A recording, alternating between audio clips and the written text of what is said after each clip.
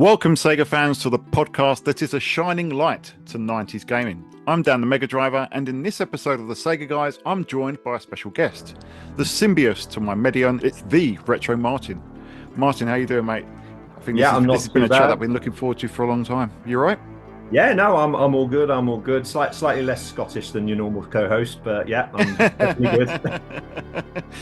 Yes, yeah, we're going to be having a little less Scottish representation, sadly. But at the time of recording, James has just welcomed his third child into the world, so he'll be enjoying a little break. So congratulations to Enjoying. him. Yeah, well, I keep saying like I'll be taking a break. I was like, it's not really a break though, is it? It's a lot more work. I mean, mine are all a lot older, so I feel like on one hand I'm through the one of the challenging bits, but the teenager bit is not nice either. But there we go. That's parenting. That's why. I don't know about you, mate, but that's why we all hide out and talk about Sega, isn't it? Pretty much. I mean, hideout is definitely the way with all the doors I've got. So.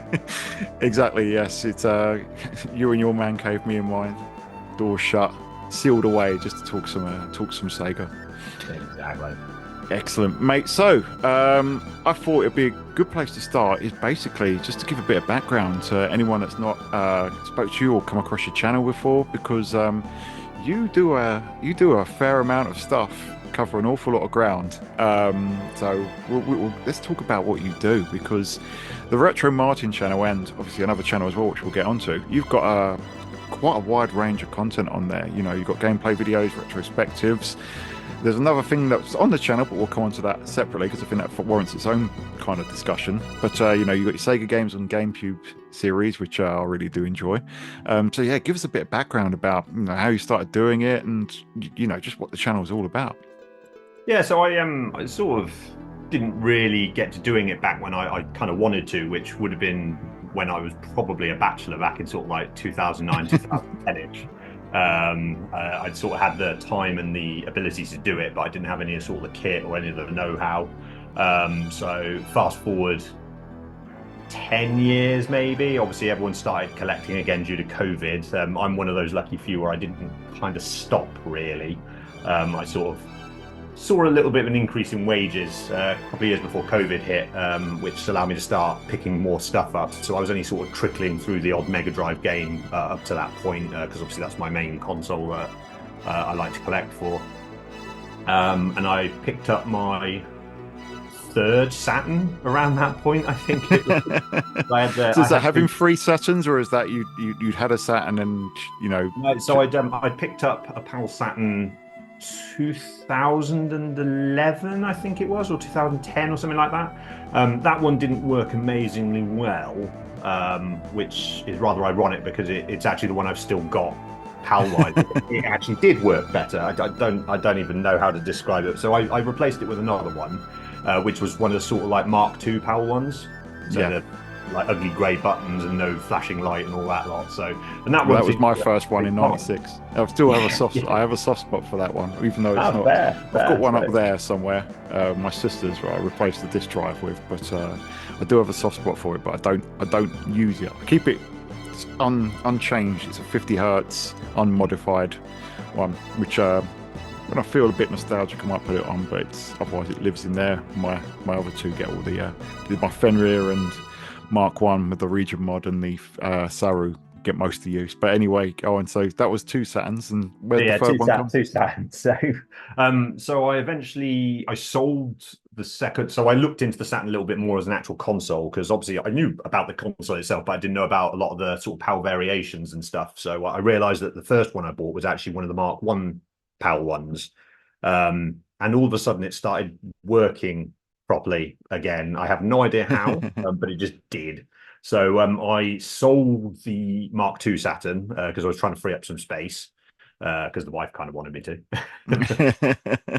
And I got I think might have been about 2021 or so, I picked up a Japanese Mark One, which had a sort of step down converter and a region free mod put in it. And when I got that through, I picked up a Fenrir. which would have been very shortly after the Stellar Assault SS Yeah. dub came out. So that was pretty much one of the first things I loaded on there and gave that a try out. And that obviously opened up a lot of the library to me because I had a fair few PAL games, like, maybe about 8 or 9, not like large, but a core library. And I had played one back in 1995, I think it was. But Hmm. that was just Bug and Virtua Hydlide. I hadn't really had the chance to play anything else, but really, really wanted one, just couldn't afford to get one at the time. So anyway, so sort of got into it back then, and it was around just before I got that Saturn when I actually joined Twitter, as it was called at the time. Hmm. And just because I was actually using it for a bit of gaming news here and there from certain outlets. And I thought, you know what, I probably should just join Twitter and, see what it's got. And from there, I bumped into content creators like 8-Bit Boy UK and his Master System Challenge. Hmm. And I thought, oh, this is a great idea. Like this, I've wanted to pick up Master System games because that was the console I first played on back in, well, it must have been about 1990. I think I Mm. played on the first time. So because I didn't play my first video game until 1989, which was a random shoot 'em up on a computer I don't even remember. So I Sounds had a very similar to myself, to be honest. Yeah, well, we're quite similar in age. I think I'm only what, a year and 4 months younger than you or something like that. So, but yeah, so I had a lot of nostalgia for games like Psycho Fox, Don Duck's Lucky Dying Caper, the original Sonic the Mhm. Hedgehog, which I know you're a massive fan of. Yeah, oh yes. Yep. So I thought that was a great idea seeing these challenges. So I picked up a Master System converter for the Mega Drive, not realizing that actually there was two different models, and I had a Model 1, a 2 Mega Drive. I was like, oh, for God's sake. So I used that as an excuse to go out and get a Mark One, which I'd wanted to buy for ages. So it just gave me that little spur to do so. And that allowed me then to start taking part in some of those challenges. So I picked up things like Land of Illusion, Golden Axe, R-Type, Mhm. stuff like that. So that started my Master System collecting journey, which was really cool. And then obviously from there, I sort of bumped into your podcasts. I think you were one of the early ones I sort of came across. And I thought, these two are all right, I guess. But no, but Sega was sort of like, even though I did jump ship during the 32-bit generation, because by the time I could get a new console, I couldn't, there was no point getting a Saturn. It was Yeah. 1998. You never saw them anywhere because I only lived in pokey little towns. So there was absolutely no point in getting one. So, but I always loved Sega. When the Dreamcast came out, that was just like the coolest thing ever in my mind. And I did pick one up very shortly after I got my GameCube, just so I could play Fantasy Star Online again. And then obviously it came out on the GameCube after that. So, Yeah. so yeah, that got an awful lot of play. But yeah, so from there I was seeing things like you guys and AB Boy UK, and I thought, you know what? I've got a little bit of money now. Let's give it a try. And I sort of started off doing some very poor recordings using my phone, where I was literally just recording the screen. Which some of those early videos, I would quite happily let them die out, to be honest with you, and not really pay much attention to We've all them. been there, mate. We've all been there. So we have. And then I finally picked up a like a miniature capture card from there, and was then able to start capturing footage, which was an absolute game changer, thankfully. And then it was your co-host who gave me the idea of getting LumaFusion, which was Mhm. a video editing app, and I got that just because he'd recommended it and thought, oh, I'll give it a go. And again, that was a bit of a game changer for me, and I was able to start splicing things together. So when I started my challenge videos, which I know we'll go into shortly, I was just recording the screen and then talking at the same time and just having to hope to dear God that there was no noises. So there was a lot of restarting whenever the cat came in. It was just like, meow. But yeah, so it sort of went from there. And obviously, as you start doing videos, you kind of get the idea of what you want to do, because some people just do everything. Some people sort of like do video logs. Some people like to do retrospectives and stuff like that. And Mm. I thought I'd try a few different things, and I kind of found I quite enjoy doing one or two things rather than just keeping it to one specific thing. Yeah. And then just I've sort of just spiraled from there, where people have asked me to hop on projects occasionally and stuff like that. So yeah, that's Retro Martin, a miniature history. Yes. And the retro Martin, for anyone that's looking for your channel. So obviously we're gonna have to talk about the Mega Drive Challenge. So I think that was, and I may be wrong, but was that when obviously 8-Bit Boy, I think he'd pretty much been through the entire Master System library by that point, and then Mm. had redone Sonic, I think, and then they said, yeah, I think we're done. Does anyone want to pick up the band? You basically picked up the baton on the Mega Drive, and here we are. I think it's challenge number 66 now, isn't it? Contra Hardcore. Yeah. Well, by the time this goes out, it'll probably be 67 or 68. Um, but yeah, so I mean, fair play for picking that up. It was one of these things where I was kind of curious about it myself. And I was thinking about doing a Saturn one, but it was just I just found it really difficult to find the time to do that. So fair play. But I mean, yeah, is that basically how it panned out? And yeah, it's you seem to get a lot of buy-in from the community as well. Yeah, so he did 100 of them in the end, and then I think he did a couple of like anniversary ones, like the first game he did, that sort of thing. And then he ended it. And I actually only ended up taking part in about 5 or 6 of them in the end, because obviously I dipped out whenever it was a game I couldn't get or didn't really want to play. Um, and he spent a few weeks where he was like, "Oh, does anyone want to sort of pick it up?" And I ummed and ahed about it and thought, "Do I really want to sort of like buy into that or anything else?" But I did like the challenge, and I thought it was a great way to sort of get the community together with something that was quite simplistic. So I thought, yeah, all right, I'll give it a go.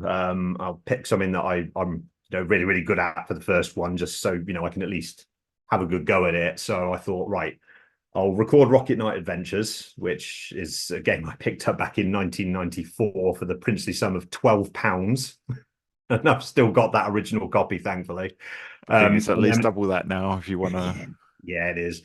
And then obviously recorded the video, which thankfully didn't need to be a very long one. It was just sort of like a bit of talking over it.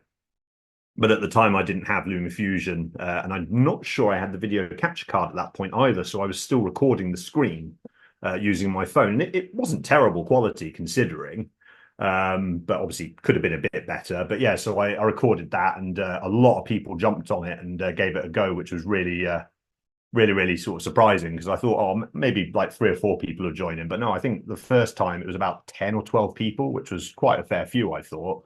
So I thought, right, well, that one worked. Let's carry on from there. And yeah, I've because I've got quite a busy job where I can be late off quite a lot, and like day off cancellations and stuff like that. I thought, let's just run it every 2 weeks, unlike the Master System Challenge, which was every 1 week, because that gives me the opportunity to try and get one. And even then, I still occasionally miss the deadline if I've been Yeah. really. And then obviously my recent house move put it on hiatus for nearly 2 or 3 months because of the amount of mucking about I got with it. Um, so I don't think I actually did a scoreboard for Burning Force, which was the last challenge I did before moving on. It's just gone by for so long. But no, it's back up and running now. And I think I've done 3 since moving into the new house, with Probotector Contra Hardcore being the 66th, as you said. I think I might have done 67 of them because I mucked up the numbering. And it was a couple of years ago. I think it was the 35th anniversary for the Mega Drive, if I Yeah, remember okay. rightly. And I actually ran a double special for the anniversary where we did Super Thunderblade and Space Harrier 2, but I don't think anyone really jumped in on that one, which was a bit of a shame. But yeah, still going strong with it, even with the hiatus. So yeah. Yeah. Yeah. I mean, yeah, as I say, fair play to you because I do struggle and I'd love to get on more myself. I did do Contra Hardcore, Mm. which was quite funny because there's another project that someone asked me to jump on, which was Contra Hardcore related.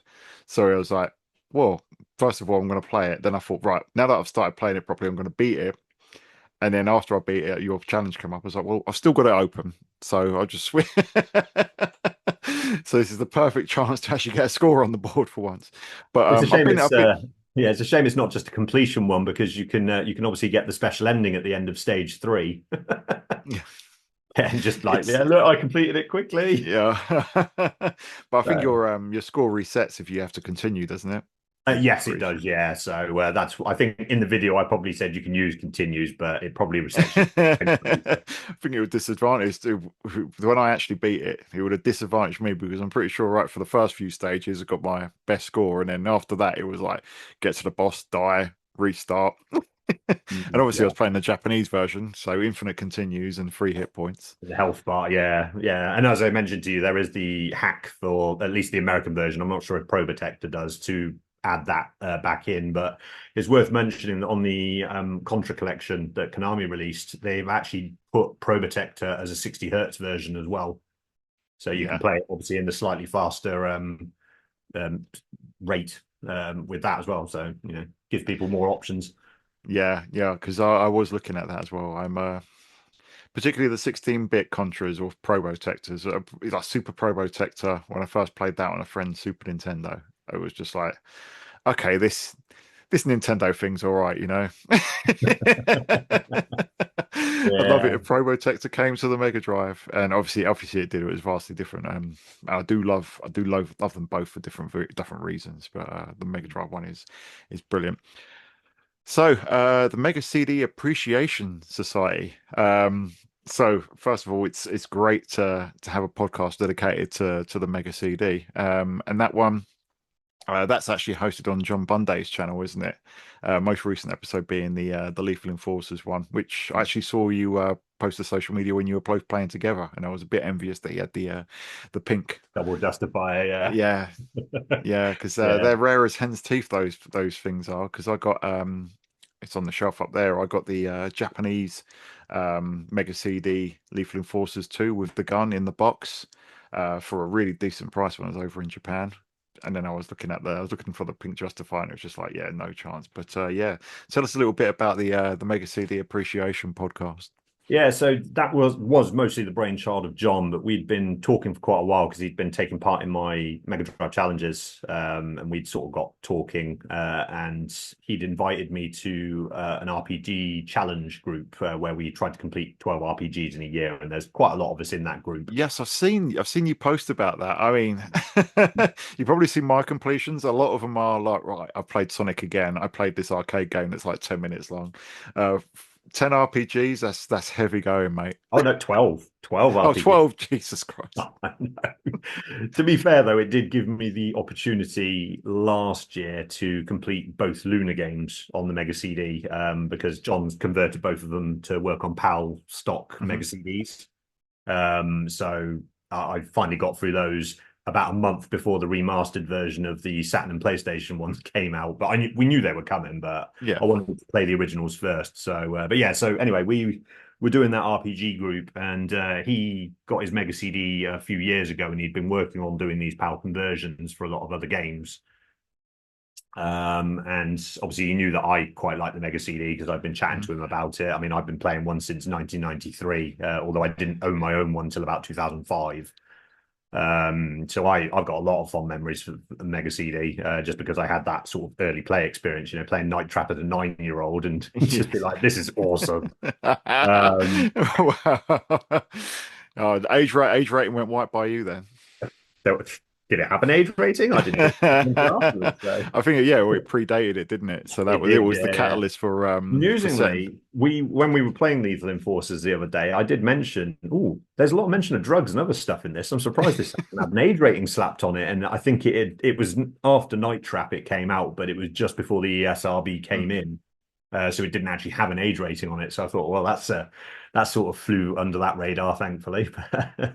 But yeah, so we were talking about that, and he said he wanted to sort of get set up on doing a podcast about it. And obviously, I instantly agreed. I was like, "Oh hell yeah!" Like more people need to play on the Mega CD, and it's a great opportunity to play more games myself because I played quite a fair bit of the PAL library, but I hadn't really explored much of the American or the Japanese library at the time. So we sort of jumped on that and through his PAL conversions, finding a few translations, and just generally stuff like EverDrive's being able to boot in other regions and stuff like that. I've actually played all 207 officially released titles as well as a fair few fan projects and homebrews and stuff like that. So yeah. Wow. I've still yet to make my way through like even a quarter of the library. I've got a handful of games on the shelf there, but I've recently got a Mega Everdrive Pro, and I've stuck a chunk of the library on there, and I'm like, I am gonna get through there.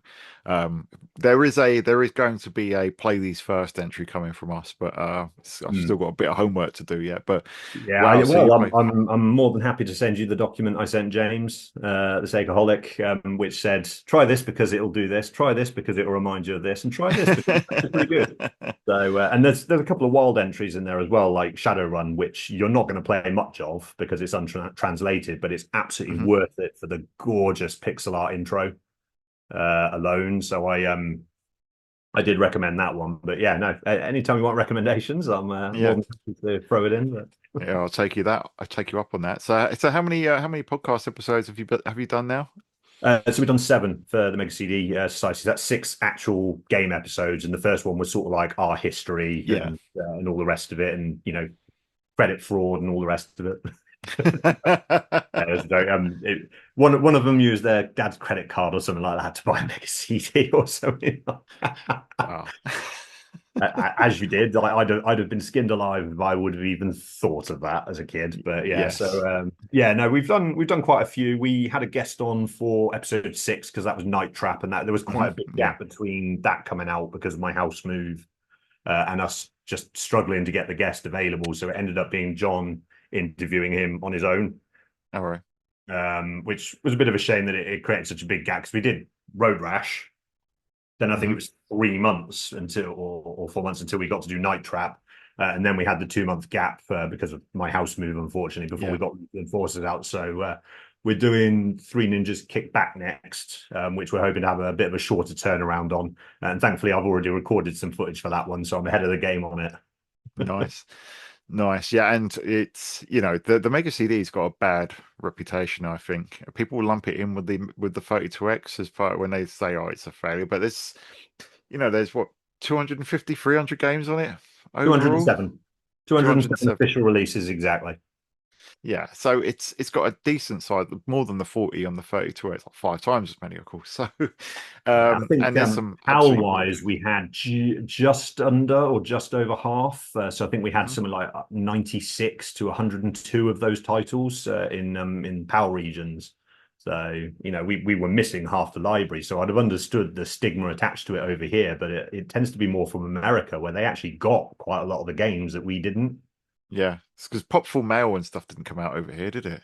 Yeah, and it's struggling to get that one converted as well because of the way that the video and sound is encoded.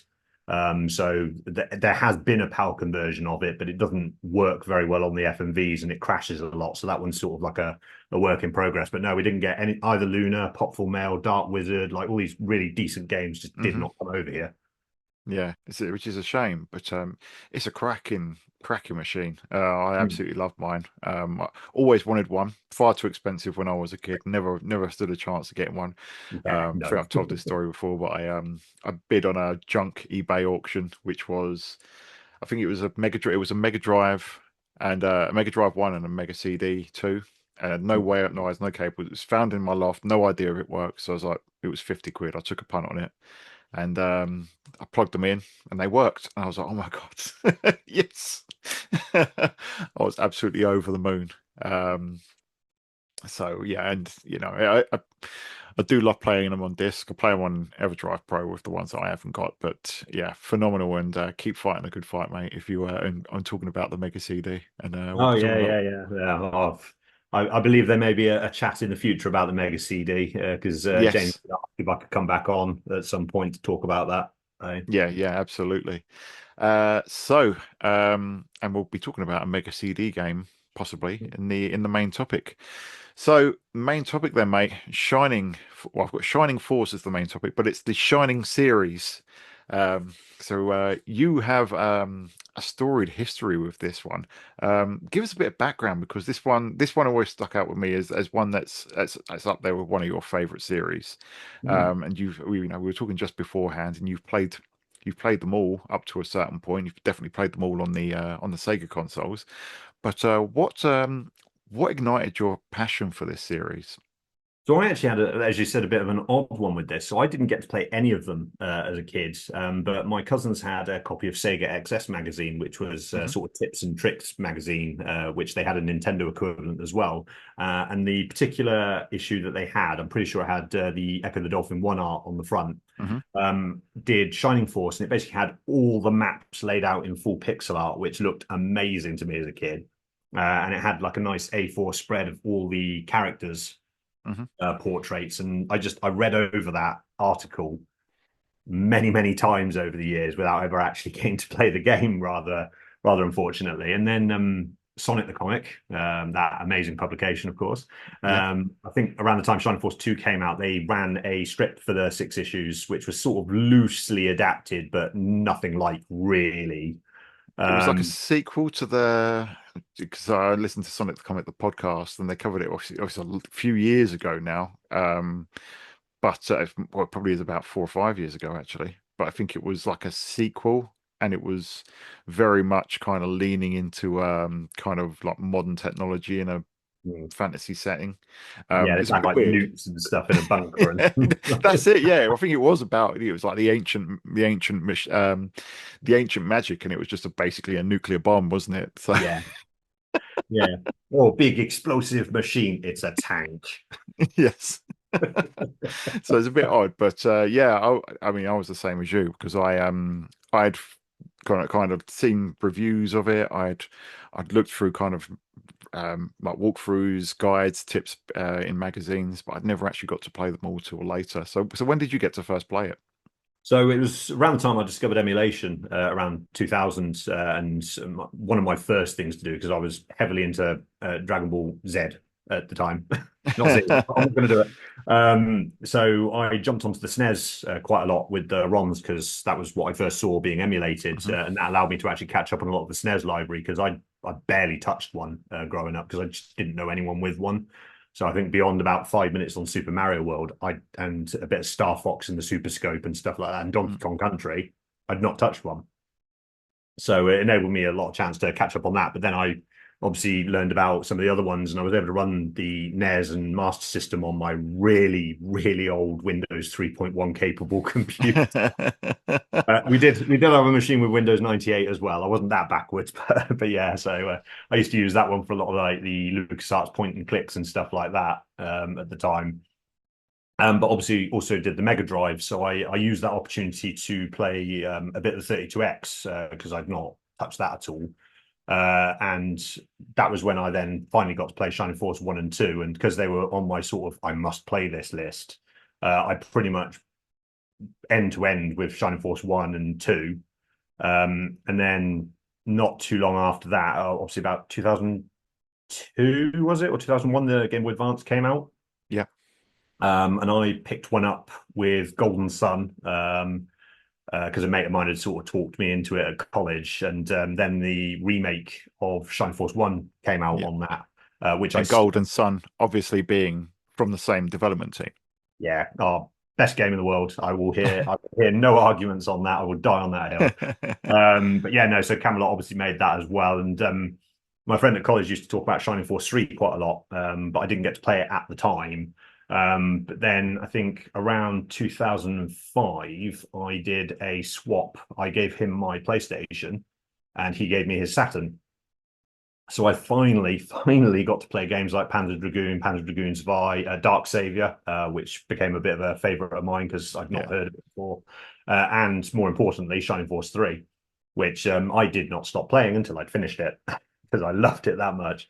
And then obviously I saw a lot of the parallels between that and Golden Sun because obviously you got the sort of like the speech bubbles above the heads and the character models looking the same and obviously, Motoi Sakuraba doing the soundtrack for both games, as well as obviously Shining the Holy Ark, which is why that's got a cracking soundtrack as well. Hmm. Um, so yeah, so I sort of just sort of exploded in sort of Shining series somewhere around sort of like the 2000 to 2005 era because I also bought my friend's Mega CD 2 off him, which he'd lent to me a little bit beforehand. So I got to try Shining Force CD out on that, which I very nearly completed. I got to the second book of that and didn't finish the last fight off at the time. Um, And then obviously I got to try a bit of Shining in the Darkness as well, and played both Shining Soul games on the Game Boy Advance. But then I think Wisdom I was very aware of because of an issue of Sega Saturn magazine I'd had that it featured prominently in. That and Holy Ark I had not touched until much more recently. So yeah, bit of a all-in-one dump by the time I did get it, but then I sort of just smashed through quite a lot of it all in one go. Yeah.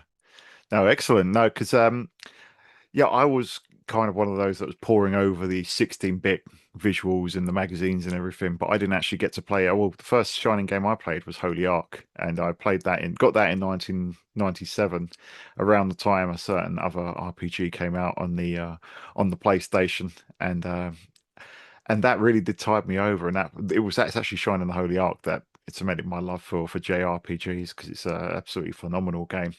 Played Shining Wisdom as well, which I'm a big fan of, and got Shining Force 3 in 1998. So I bought it, and my friend bought Panzer Dragoon Saga, and we were due to swap over. I won't go into that story again, but ultimately, when I was playing Shining Force 3, I played it so much that I was like dreaming about it, like I was playing it. I think it was like the school holiday, yeah, because it was June, so it would have been close to the end of like half term, or it was some summer holidays or something. And I was off school, and all I was doing was playing that game, and I was going to sleep, and I would dream, and I would see flashing squares and people with little rings of light around them. So that was my introduction, but I didn't play many of the other ones until much later. But so the Saturn, the trio on the Saturn are what really introduced me to the series, and I absolutely adore those games. I do have a soft spot for Wisdom as well, despite all the bad reputation it has. But I suppose, for anyone that doesn't know what the Shining Force series is, yeah, how would you describe it to them? Well, I sort of liken it a little bit to the Wonder Boy series in a way, not because there's a similarity in styles, but because it does actually flick between genres a little bit. Unlike Wonder Boy, which is obviously you've got a platformer, then a couple of RPGs, then a shoot 'em up, then an RPG, and all that. Yeah. Obviously, Shining started out as a first-person dungeon crawler, sort of similar to how the Fantasy Star dungeons work. And then it went to full-on strategy RPG for quite some time before the Saturn entries, when Wisdom was like a top-down action RPG with a very strange speed mechanic. Yep. Yeah, the And then Pegasus Shining Holy boots. Ark. Well, no, Zelda's the Pegasus boots, isn't it? Yes, But yeah, obviously, it's very similar mechanic to that. But yeah, it was obviously the strategy games borrow heavily from the Fire Emblem games. yes, yeah, they do. So Um, I mean, even Fire Emblem itself's not really the original. It came. Intelligent Systems had the Famicom Wars game first, and then obviously Fire Emblem came much much later. I think the SNES was out by the time the original Fire Emblem yeah, dropped in 1990. Yeah. 1990. Yeah, I was lucky enough that I did actually grab the Switch version of the original that they did for a short amount of time, but I had played it on the Famicom beforehand. In fact, to be fair, I've played pretty much the entire Fire Emblem series as well. Oh, Uh, brilliant. And Fire Emblem is, especially those early ones, obviously, I think Shining Force borrows some of the mechanics from that. Obviously, it'd be the grid-based hmm. system, etc. But it's a lot more, from my experience with it, it's more just a series of battles, kind of like Famicom Wars, which probably people, most famous version of Famicom Wars, Advance Wars, obviously, people will know. But similar premises, similar kind of like setups and way that you do battles and everything. But Shining Force, obviously, I think what that has over Fire Emblem, at least the original one, is the introduction of kind of more RPG mechanics, the towns, the large cast of characters, etc. Would you say that's fair? Yeah, absolutely. I mean, Fire Emblem, obviously, you do an awful lot of your recruitment in battle. So you've actually got to find enemy characters that are specifically portraited ones and talk to them with the right character or fulfill a certain condition, and they generally join you. And occasionally between battles, you'll get like two or three new units, but you get absolutely flooded in Fire Emblem because of the fact it's got permanent death. Yeah. So they obviously brought in this absolutely ginormous cast to sort of counteract that a little bit. But that's not to say that Shining Force doesn't have quite a large cast, because most of the game, like the strategy RPG ones, have got really big casts. But because that doesn't have the permanent death, and you've got more town elements where you actually explore and you can go back to a lot of things, it certainly comes across as a little bit more accessible to a lot of players. And because you've got that is it Yoshitaka Tamaki who did the art for it. It's a very stylistic look to it, Yeah, compared to things like Fire Emblem, where it was a lot more pixelated, obviously being 8-bit originally. But even the sort of Super Famicom Fire Emblems use very small sprites on their battle screens. They're quite detailed in what they are, but then you go to Shining Force, which has got these sort of like static ones. They don't move as fluidly because they stand still and just sort of like swipe their yeah. sword or whatever. But because they're static, they've got a much larger sort of like screen presence, and they've got a lot more detail to them. So you can always tell instantly who's who at a glance, which I think it definitely has over its Nintendo cousin. Yeah, yeah, and you definitely feel like it's a step up when you look between the two. But bearing in mind that they're only kind of 2 years apart, but obviously an entire console generation apart.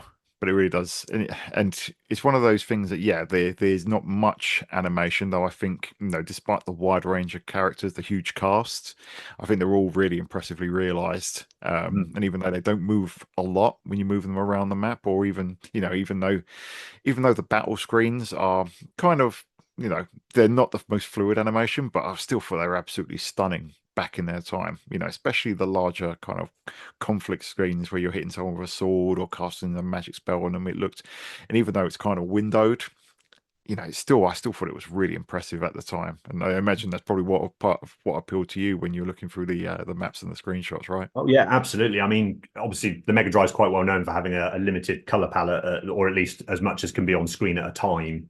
Um, and yet, the game still seems to have an awful lot of color to it. Like you go into the nearest town, and everything's just very brown, very green. So it comes across as very vibrant, almost like it's been sort of Lord of the Ringsified, Yeah, in essence. And then you go to sort of like its nearest cousins. So let's say let's be fair, the fourth Fire Emblem game, which was the second one on the Super Famicom, Seisen no Keifu, hmm um, that one's got really big sprawling maps where you get assailed by like nearly 80 plus enemies at a time. And yet the maps just seem very undetailed in comparison to even the first Shining Forces, because obviously not only have you got more color in the maps, you've actually got the towns as well, whereas Fire Emblem doesn't have that. You get cutaway screens to things like the Colosseum or the shop or whatever, but other than that, it's just battle to battle to battle, and maybe yeah, a cutscene in between. Whereas Shining Force, I mean, you start off in Guardiana, where you've got the whole thing to walk around. You can go in the castle, you can go find and speak to a couple of characters who may or may not join you yeah, after a battle or two. Um, and even stuff like egressing. So egress is a magic that you obviously have on the main character in pretty much every entry. You can egress out the very first battle and get your first secret character before completing your first battle, or you can do it afterwards. Just silly little things like that. Just put it miles ahead of Fire Emblem, in my opinion. yeah. And then, of course, you're talking about it changes genres a few times. So you've got the first-person dungeon crawlers, which are the Shining in the Darkness and Shining the Holy Ark. Those two, bit more like traditional RPGs where you have a party and they play in first person. And then you've got Shining Wisdom, which is just basically a Zelda-like, a good one in my opinion. I might be alone in that opinion, but I think it's one game that I've got very fond memories of.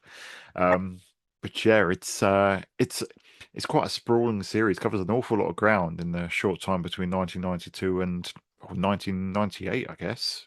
That was the first. Or when did Scenario 3 come out? I don't Um, understand. so I know Scenario 1 and 2 both came out in 98, because Scenario 1 came out about 4 or 5 months after Fun Fancy Tactics did on a PlayStation. So I'm pretty sure it must have been the very beginning of 1999 when Scenario 3 came out.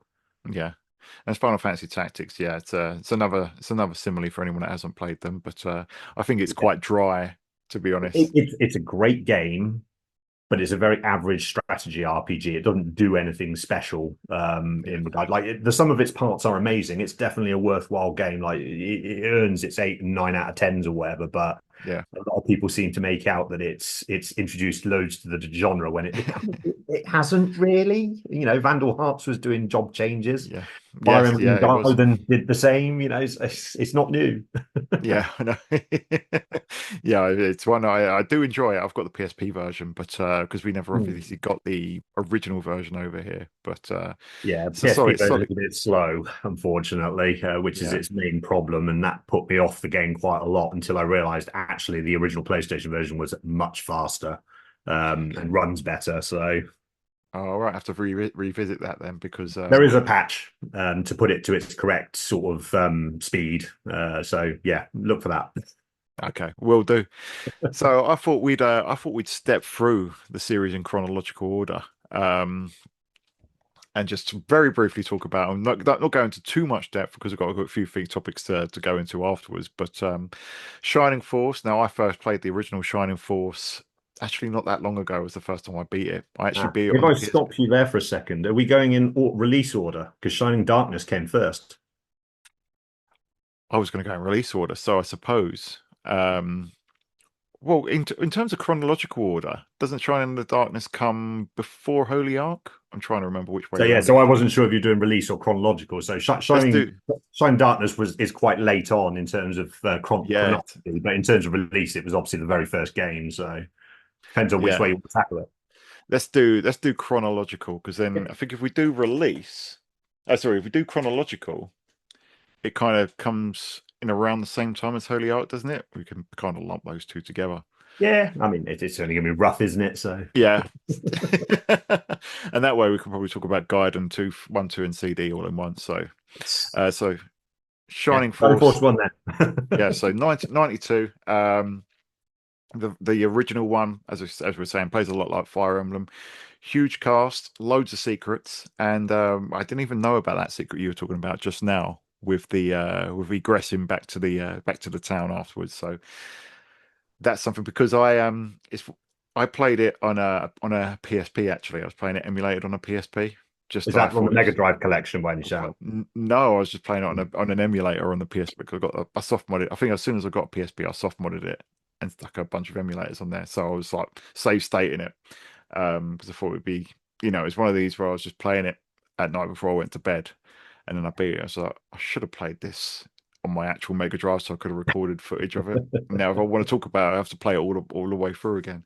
But yeah, this is as far as a first strategy game is concerned, I think they knocked it out of the park with this one, and the cast is absolutely huge, isn't it?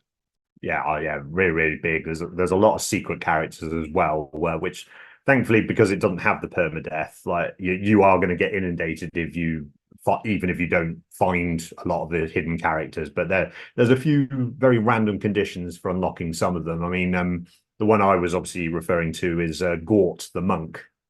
No, Gong, sorry, the monk, and he resides in the little village right next to the first battle. Right. I'll But you have a wouldn't look know for it's him then. there because you go straight to the first battle and then you go straight to the second battle. So it's not until like the third battle where you can actually wander around a bit that you'd originally find him, but you can get him early and actually have him in the first battle if you egress out. Oh, cool. Yeah, some of the random characters, some of the hidden characters, some are more hidden than others. Some of them, it's Mm, just like, um, oh wow, I'll just talk to this random person. It's like, hey, I'll join a Shrine of Force. Oh, brilliant! Right, if you just go and talk to someone, they'll join. And others, there's kind of special conditions, and I think sometimes some of them get quite elaborate as we get through. mm. I think Shining Force 3, but when we'll get to that in a sec. Next, obviously, was Shining Force Gaiden 1 and 2, which Yeah. Gaiden 1 is So, a direct sequel to Shining Force, isn't it? And you yeah. play So, as the kind oh, of go on. the descendants, don't you? Yeah, you go. So you play as the descendants of the original Shining Force. Yeah. So obviously it starts with Princess Anri with Lug, not Luke. Uh, Yeah, and Ken, I think it is the centaur from the first one. yeah, And then obviously shenanigans happen, and half of the kids, and in one case, sister of one of the originals, because Wendy's the younger sister of Tao.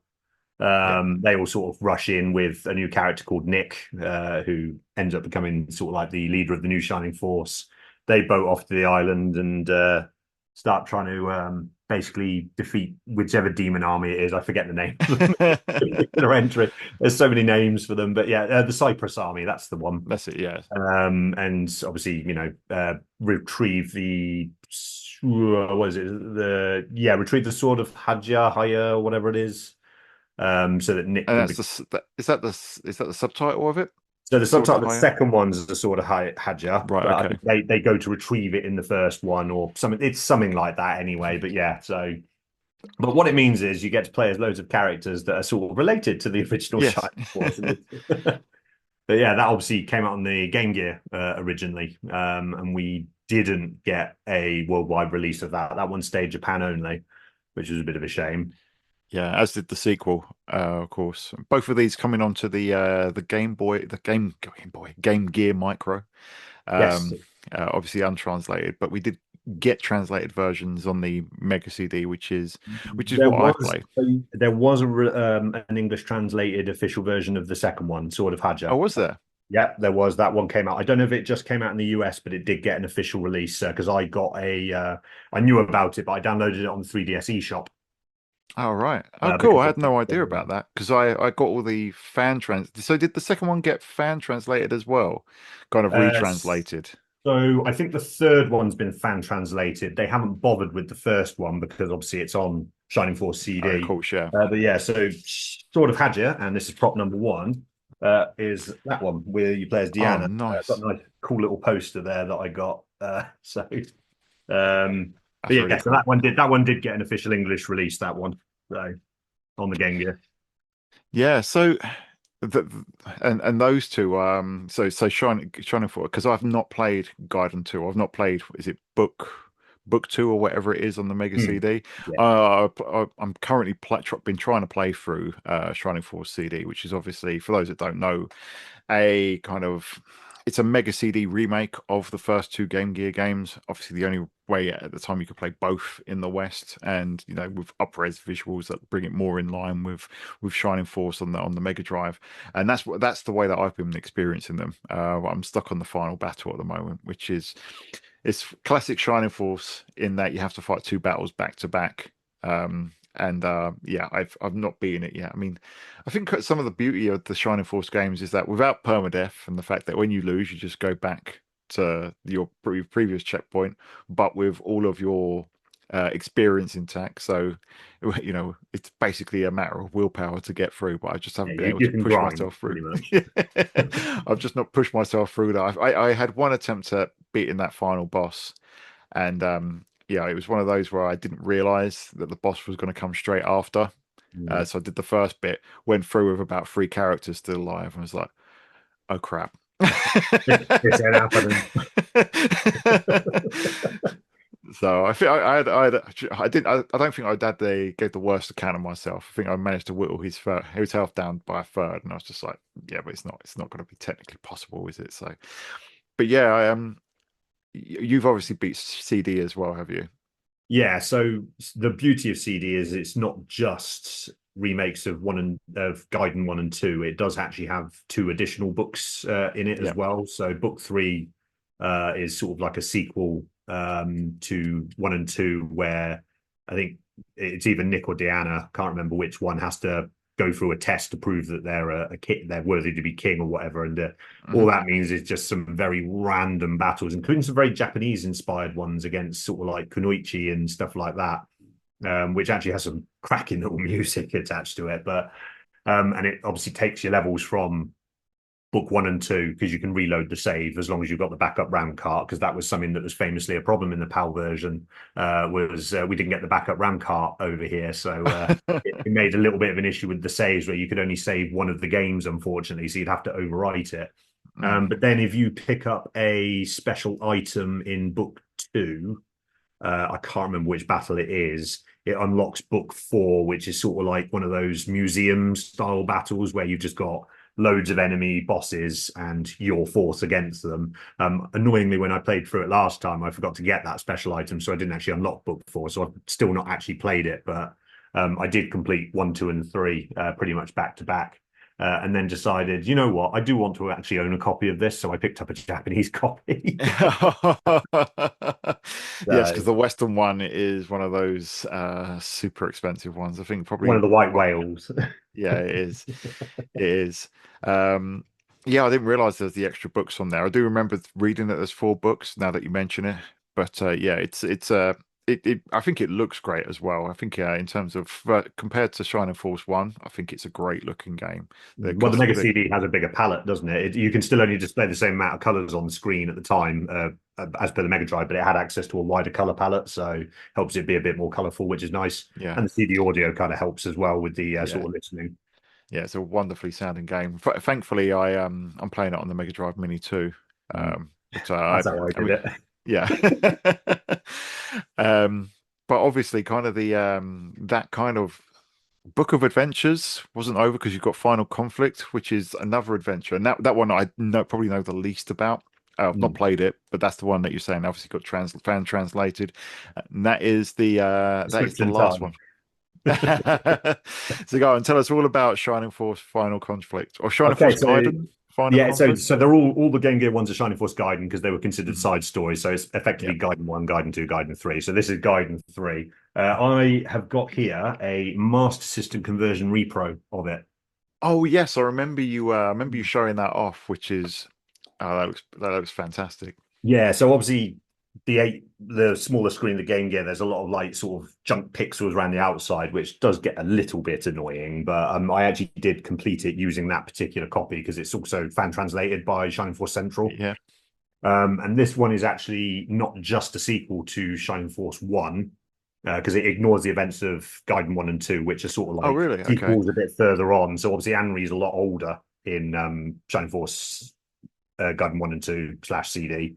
This one is a bit more like 10, maybe 15 years later. Um, but it also directly leads into Shining Force 2.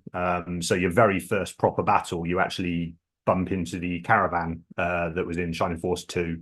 And it sort of explains why that's left where it is. And there's also a Kraken enemy that crops up in 2, which you actually fight in 1 as well. And so you've got some of these parallels that explain how certain things are the way they are, and how actually Shining Force 1 and 2 are actually connected to each other and effectively sequels, maybe like 100, 200 years in the future or whatever. But um, so Michaela is the main antagonist from Shining Force 1, because well, spoiler, she does survive the first game.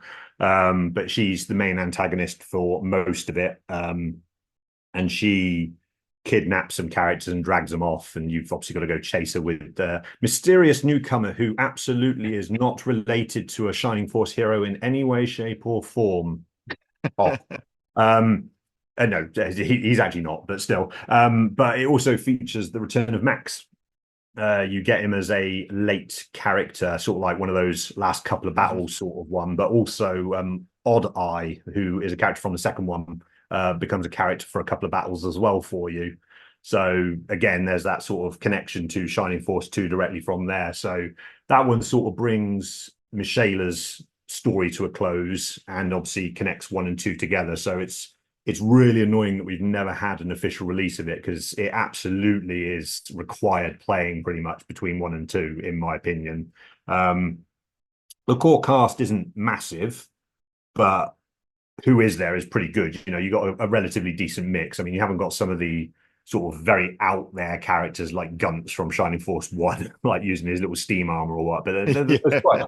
there's quite a few good ones in there. And again, it gets really hard in the last 2 or 3 battles, but again, thankfully you can sort of grind a bit to make it a little bit easier. But yeah, so absolutely cracking little game.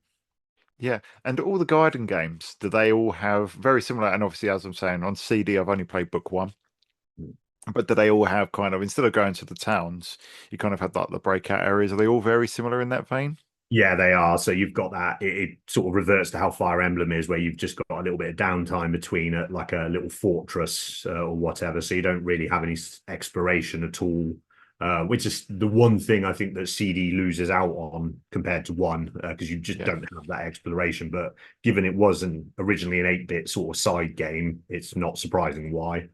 yeah, but still a massive amount of content in that CD game. I mean, basically freehold games and a bunch Yeah, of well, extra worth a battles. 50 quid price tag quite easily with the Yeah, amount you get for it. So yeah. Worth 250 words. That's another question entirely. I paid 120 for Shining Force 3, so maybe. Well, Shining Force. We will get to that one. So obviously after the Gaiden games into Shining Force 2, and this one I've not beaten, but it's definitely an interesting one. I do, as you were saying just now, what the series does so well is that lore is just kind of consistent throughout it. I think every single one stands on its own. But when you play the other ones, it just really expands your kind of understanding of the world, and it works really well. And two was a lot more open, wasn't it, in terms of kind of traversal and world exploration. From what I remember, it was a lot more open Hmm. than the previous game. Yeah, so the battles were all in order. You couldn't sort of do any of those out. But in terms of being when you get through the first few battles and shenanigans happen and you end up on another island, you can wander around a lot more freely and go back to previous places. And you end up doing that thing that came sort of a bit more prominent in games like Golden Sun, Shining Force 3, Shining Holy Ark, where you actually take ore to other characters and get them to bash out like a better weapon and stuff like that. And there was a lot more sort of hidden stuff that wasn't just characters as well in Shining Force 2. So yeah, it's that sort of traversal did really help it. You probably haven't noticed, but I came suitably attired Yes, with the yes, Japanese I've cover. noticed. I thought I'd Yes, keep and it that's topic the relevant. that's the Japanese cover, isn't it? Yeah, it is. Yeah, yeah. The Shining Force 2 art's not terrible in the West, but it's not the best compared to the Japanese art. Yeah, I was thinking just now, and I thought about it, and I was like, it's not that bad. No, that's the first one. I think the second one, and it doesn't help latter Mega Drive games with the blue. I don't like the ones with the blue trim. I've got a few of them Yeah. up there, but I they're, mean, Shining Force 1 thankfully didn't have. I mean, I love the blue trim. I like the sort of uniformity it gives. And obviously, I mhm. hate the red Genesis label. Like, it looks Yeah, awful. yeah, I can't stand the But yeah, red Shining one. Force 1 was still the old black grid style. So, Yeah, yeah, and I think the typical problem with Western RPG art at the time. It's just looks far too serious. mm. Yeah, I mean, I'd have killed for the sort of cartoonish animated visuals. Like I saw games in like previews that had those and thought this looks amazing, and then you get I don't know some random bloke with blonde hair who's like, Yes. "Hey." But yeah, we'll probably talk about favorite ones after. But Shining Force 2, at least technically a much bigger game than the first one. Like absolutely huge from what I can understand. I felt like when I last played it before, I was like, right, I need to play the other ones first. I thought it felt much bigger in scale than the other ones, and I believe it's at least twice the length of the first game, the first Mega Drive game. Yeah, I think because generally, just going back to its sort of nearest cousin, Fire Emblem tended to have about sort of like 20 to 25 battles per game. That Yeah. tends to be a sweet spot for a lot of strategy RPGs. I seem to recall Shining Force having like a good 30, and I'm pretty sure Shining Force 2 has got at least 10 more than that. So it's absolutely massive in comparison. And obviously, the first few games all have just, well, this is your character, you promote to this class, and that's your lot. Shining Force 2 actually added in some branching class changes. I've Um, not, so I've not got to experience that. So that sounds ah, because I think, and obviously we'll get to Shining Force 3 in a bit, but that kind of goes back to the first games, kind of, or like the main kind of you promote them once and that's it. yeah, pretty much. And there's always the talk of when to promote. Do you do it at 10? Do you do it at 20 or 20, Yeah, whatever it is? So and every game's different. Like some it's best to promote early, some it's best not to. So whenever I play it, I'm like, oh damn, is this the one where I do them early or I don't? Right, on to the instant I go. Sort of work it out. But yeah, no, it's quite cool because you can sort of tailor your party a little bit. So without going too late into the game, so Sarah, one of your first party members, who did prominently crop up in Shining Wisdom, I believe. She and Kazin or Shining the Holy Arch. They turned up in one of them, but it was taken right, out okay, of the American version or something like that right, because of the Sega did our translation, whereas Working Designs did theirs, and they weren't So I allowed to think use it. so I think that would have been Wisdom then. Yeah, yeah. So Um, they sort of crop up very randomly. But anyway, so Sarah, a very early party member, she's a priest. You expect her to turn into like bishop or whatever they call the promoted version of it. But you can get a special item that could promote her into a master monk instead. So just having that capability to tailor your party a little bit because there's plenty of every character class apart from one or yeah. two. And so just being able to change them a little bit, instead of having a centaur turn into a knight, you can turn them into a Pegasus knight instead. Mm. Just Oh, cool. Oh, yeah, yeah. I had no idea about that. Um, well, that would be useful. Cool. And then from there, it's onto the Saturn games. Apart from we'll have an interloper in between, so Shining Wisdom. So you haven't finished this one, have you? And I haven't not. I've not played it to the end for at least a couple of decades. I must admit. I played it all the way through to the end in the 90s, and then played it again early 2000s. And I've got to various points in it, but I've not finished it since. But that's what are your thoughts on Wisdom? I know I've said that I'm a bit of a Shining Wisdom apologist, but what are your thoughts on you playing it? When I first bought it, which was only a few years ago, maybe about 3 years ago, I wasn't fond of it, to be honest with you. I found the sort of running mechanic a little bit confusing, or whatnot, and I didn't get very far. So I threw it on the shelf, went, I'm going to love this game in the future, probably. Yeah. And then obviously I knew I was coming on to do this chat, so I thought, right, Shining Wisdom's the one I know the least about. I've finally got my television up and running in the new place. Let's hook up my Saturn and just play a bit of Shining Wisdom after having a bit of go on stuff like Delisoba Deluxe and all Hmm. that. And I think I did the first dungeon, the first proper one. So the castle gets all put to sleep. You go Yeah. underground. There's lots of crypt or whatever. I got all the way through that. Handed the little green goblin guy's ass to him, as you do.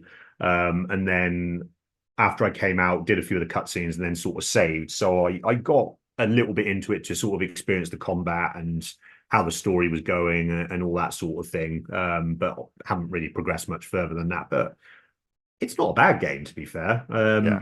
Once you get used to the running mechanic, which is literally just pushing the button repeatedly and seeing how far up the speed goes Yes. between one and four. Apart from that, if that had been gone, I think it would have easily been an 8 or 9 out of 10 game, no problem. But I think that sort of it muddies it a little bit, but it's still a pretty decent game for what it is. Yeah, you do get used to the running mechanic eventually, and I think the more further you get into the game, the more kind of gadgets you get, the more it opens up. The two times that I played it beginning to end, I think it's one of those where it's a lot stronger the further you get into it. Hmm. And I think it does feel quite hard going at the beginning, um, especially when you have to sprint at your grandpa, which is really odd. Knock him Yeah, out yeah. of the gate. I when I played it this time, I ran around the house about 7 or 8 times because I couldn't work out the speed mechanic. And I was like, I did this in like 5 seconds the first time. Why is it taking me so long? So I was Yeah, tearing my hair out, like what little I've got. But eventually I yeah. did it. Oh, that worked. Cool. I can get on with the game now. Yeah, it's an absolutely fine game. I mean, I don't think it's the best Zelda-like on the Saturn. Probably there's probably a good a chunk of Zelda-likes on the Saturn that are probably better. Story of Four is definitely one of the better Yeah, ones. I need And to play more of Story of Thor 2. I've actually got it. I just barely played it because to me it felt sort of like this should have been on 32X maybe rather than Saturn. But yeah, that's just my first thoughts on it. oh yeah, but the 32 couldn't have done that amazing soundtrack. I love the soundtrack to that game. It's quite different and very atmospheric, I think. So I love that. But yeah, it's absolutely fine. I do from what I remember, I do enjoy the kind of the final battle with the boss, etc. Mm. I do think he's quite a good villain, even though he looks a bit odd and quite dumpy in the intro when he's kind of fading in and out, and he's meant to look quite menacing, and I think he just looks kind of a bit silly, to be honest. Ah, they It's didn't not that use serious. VDP2 enough. Sorry. They didn't use VDP2 enough, No, clearly. no. Well, For those um, reflection effects that Saturn can't do. but I So, but think yeah, it's you speak of the soundtrack. Didn't Motoaki Takenouchi do the soundtrack for Wisdom? The same guy that did two. I am not sure. I've got to be honest. Because That's one thing to mention about the Gaiden games is he actually did the soundtrack for two and the Gaiden games. So Right. Okay. a lot of the music you hear in two was actually sort of like remixed from some of the Gaiden games. So you will notice a couple of similarities Hmm. when you get to those. Oh, right. It's the Wisdom soundtrack. I think it's a little bit hit and miss in some cases. I'm not a big fan of the castle theme. That one always puts me off a Mm. little bit. It's a bit, Bit festive, isn't it? That one. So yeah, it's probably one of the weaker Shining soundtracks, if not probably the yeah, weakest. yeah. Um, you know, it's not terrible. It's just not the best. Yeah, I think as much as I'm a Wisdom apologist, it probably is the weakest in the series, at least in terms of the ones on the Sega systems. Obviously, there's other ones which we might touch on later. Chronologically, after Wisdom comes Darkness, and Darkness again is another one that I've not got part much further than the first dungeon on this, but you've beaten it, haven't you? I have. I did have to save scum it a bit, unfortunately, but yes. It's one of those games that's it's very difficult at first for like the first hour until you've had a bit of a grind and you've hit a certain level, and then it becomes an absolute doddle for the next for the next 7 or 8 hours. Then it becomes utterly brutal for the last couple of floors, and you're like, "Oh my God, I was doing fine at this before." When But did yeah, it come out? 1990, I believe. So it was relatively early game because Shining Force came out in 91, if I remember right. Yeah, the Shining the Darkness, as it's called in Japan. Yeah.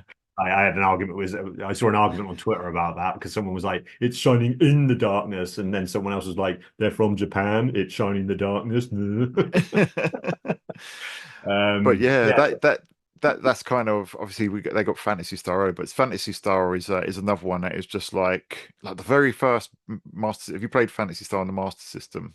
I haven't played. I have, yes, yeah, I have played the Master System version, but it's not the version I beat. I beat the Sega Ages version on the Switch. So Yeah, I've not beat it, but like that's very similar, isn't it? In that yeah, it is. I mean, not a similar game. speaking of Oh, Fantasy look at Star, that! another little That is poster that I gorgeous. got. Yeah, so when I got the repro of Final Conflict, I also got Fantasy Star Adventure, I think it is, or Gaiden, one of the two. Okay, I've got both of them now, but I got sent that poster with it also. So nice little keepsake there. yeah, But it's yeah, again, a brilliant. couple of little spin-offs that a lot of people haven't played. Yeah, Fantasy Star is even more alien to me, unfortunately. But Don't get yeah, started on the visual novels. There's like 12 of them on the Mega CD. oh wow. There was a release called Game, going off on a tangent here as we're allowed, I'm sure. There were two volumes of Game no Kanzume, which just Hmm. translates as games in a can, effectively, like budget release. And it came with like loads of old games like Teddy Boy and little All Batman. right. And half between the two releases, you had half the Fantasy Star 2 sequel visual novels on, and then the second Hmm. one had more. And obviously, they were never translated, but Yeah. they have been now fan translated. But there was also Games No Kanzume on the Mega Drive, which was a compilation of all the non visual novels put together or whatever. But yeah, so if you ever wanted to go into Fantasy Star, you've got at least 15, 14 or so side games to play outside of the four main ones. Yeah, it's Fantasy Star. I played one, two. Two's the one I got the furthest, and I've played That's bits the of one three I've and not, four. I've barely touched. Two is the one I've not touched. I've completed one, three, and four. I've barely touched two because I find it so brutal at the beginning trying to grind and level up. Like I must be missing something. But yeah. That's how I feel about the Master System original. Mm. It's like all right, I'm going to step outside, move a couple of tiles. Oh no, I'm going to fight a bee that I've been killed by the bee. I'm going. Swing, miss, Yes. swing, you're dead. Oh, I've got to repeat the last 20 minutes now, for God's sake. So yeah, it's so it seems like along with Shining in the Darkness, balancing at the beginning of a role playing game, something I think Sega is still feeling out at that stage. I think it's I probably mean, fair to say. In the Darkness is a little more forgiving because you can sort of stay around the entrance and just get into random battles, a bit like you can in Fantasy Star, but because it's a little bit quicker, because you're actually in a first-person dungeon as opposed to being on a world map, it does help. And then when you beat the first boss, which is a little crab that you end up encountering thousands of times throughout your adventure after that, you do actually get your first character, Pyra, who turned up in Time Stalkers on the Dreamcast.